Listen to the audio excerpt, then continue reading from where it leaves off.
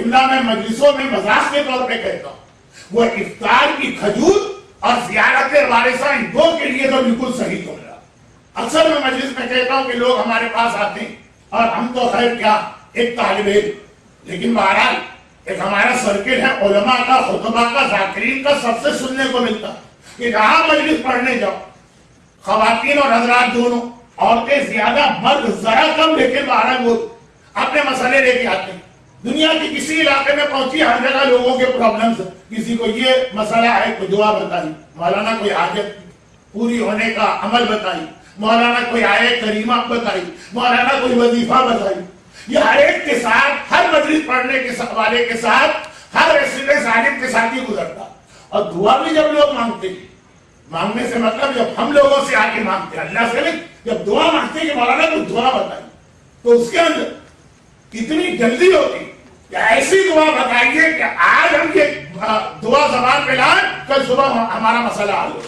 بالکل جادو منتر کی طرح کی دعا، جس پر میں اکثر ایک جملہ کہتا ہوں کہ لوگ دعا اس طرح مانگتے ہیں جیسے اتنے جلدی اثر ہو کہ جتنے جلدی اثر تو خالی پستول کی گولی کرتی ہے، وہ بھی اگر صحیح نشانے پہ لگائی ہے. ہمارے نشانہ باز میں ادھر ادھر مار دیا تو مرے گا بھی نہیں، سامنے والا تکلیف بھی بڑھ جائے گی. تو اس طرح سے دعا نہیں ہوتی کہ آپ نے پوٹیشیم سائنائڈ کا زہر کھایا اور 1 سیکنڈ کے اندر مر گئے، یا گولی سیدھی آپ کے دل اور دماغ میں لگی اور آپ مر گئے. دعا نہیں ہوتی. لیکن یہ دو دعائیں ایسی جن کے بارے میں اطمینان کے ساتھ کہہ سکتا ہوں کہ شاید جو پبلک کی ڈیمانڈ ہے وہی دو موقعوں میں اسی طرح پوری. زیارت وارثہ کے بعد سوچ سمجھ کے دعا کریں، روٹین والی دعا نہیں جس میں آمین آمین کہتے ہیں، آپ کو یہ بھی نہیں پتا کہ کہنے والے نے ابھی کہا کیا جس پہ میں آمین کہہ رہا ہوں. وہ واقعا دل کی گہرائی کے ساتھ ہر زیارت وارثہ کے بعد ایک دعا. آج بھی انشاءاللہ زیارت وارثہ ہوگی، جس کی وجہ سے میں اپنا بیان مختصر کیے دے رہا ہوں. اور افطار اس موقع کی دعا اتنے ہی جلدی قبول ہوا کرتی ہے.